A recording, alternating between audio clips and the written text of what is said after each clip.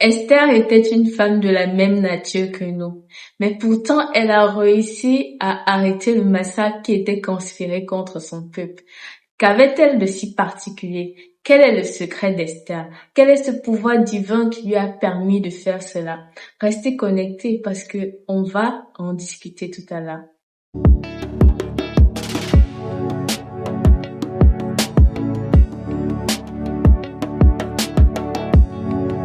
Hello tout le monde, bienvenue sur ma chaîne. Ici, nous parlons de croissance personnelle et spirituelle au féminin parce que je suis convaincue du dépôt divin qui est en chaque femme et je veux vous amener à manifester cela au quotidien. Alors, comme je l'ai dit à l'intro, on va parler d'Esther et de ce pouvoir divin qui lui a permis d'arrêter la guerre qui avait été lancée contre son peuple. Ce complot qu'avait fait l'ennemi qui était contre sa tribu.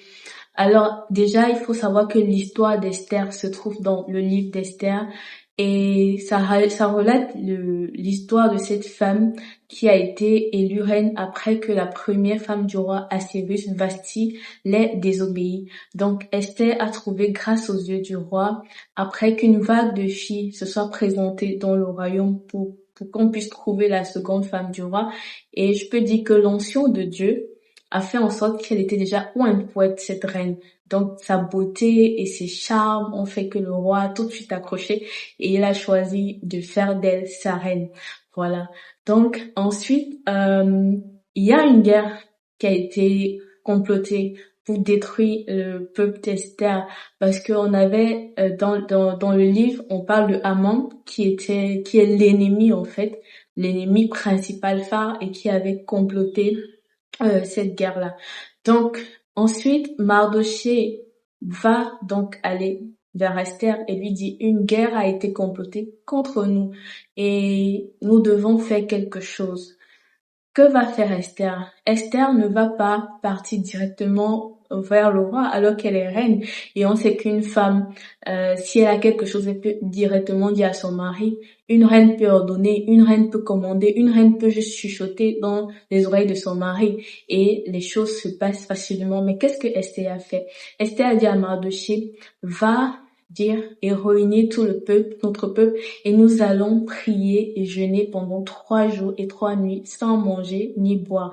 Et je ferai de même avec mes servantes dans mon royaume. Alors, Esther, après ces 3 jours de jeûne, est allée devant le roi et elle a obtenu grâce. Et puis, elle a pu arrêter cette guerre qui était contre son peuple. Il faut noter que Esther n'avait pas été appelée dans la cour du roi depuis longtemps. Et si le roi ne vous a pas appelé et que vous allez quand même sans lui dire, vous risquez de vous faire tuer, à moins qu'il ne vous tende son sceptre, comme le dit la Bible. Donc, Esther, après ces 3 jours de jeûne, a obtenu grâce et faveur aux yeux du roi et a pu arrêter cette guerre. Mais qu'est-ce qu'on peut retenir de cette histoire? Quel est ce pouvoir-là dont je vous ai fait part? C'est tout simplement sa foi en Dieu. Esther savait qu'elle était une reine, mais elle n'est pas directement allée vers le roi. Elle est allée vers qui? Vers Dieu d'abord. Elle est allée prier et parler à son Dieu. C'est le secret que vous devez faire si vous voulez avoir une année 2024 où vous réalisez tout ce que Dieu a prévu pour vous.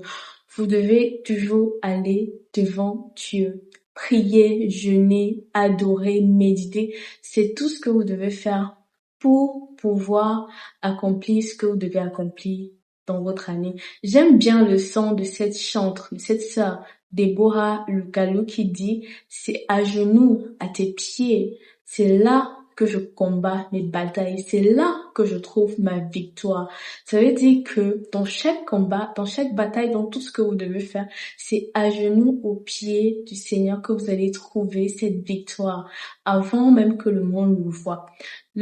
Esther a gagné son combat pas parce qu'elle était la reine, mais parce que elle a gagné son combat depuis la prière. Elle a gagné son combat depuis ces 3 jours de jeûne. Elle a gagné son combat pendant qu'elle était en train de prier. Elle a gagné son combat pendant qu'elle était en train de jeûner. Et quand elle est allée, le roi lui a dit, même si c'est la moitié du royaume, quelle est ta demande et je ferai cela pour toi. Il en est de même pour toi. Si aujourd'hui, chers ladies, tu veux trouver du travail, peu importe ce que tu as comme projet, peu importe ce que tu veux, peu importe ce que tu désires, peu importe, il faut d'abord aller gagner ces choses dans la prière. C'est le secret dans la prière. Et ensuite, tu vas voir que les choses vont se mettre en place facilement pour toi. Alors, c'est ce que je voulais partager avec toi.